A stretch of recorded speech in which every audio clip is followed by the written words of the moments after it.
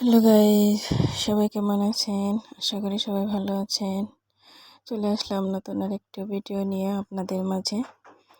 অবশ্যই ভালো লাগবে, আশা করি। দেখতে থাকুন। প্রতিদিনের রান্নাবান্না বা দৈনন্দিন কাজকর্মগুলোই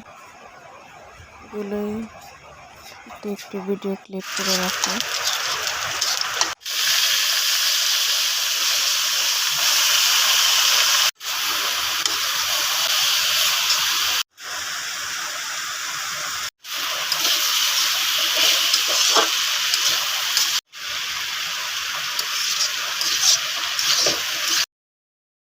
তো এখানে আলু ভাজি করলাম, দেখলেন আপনারা।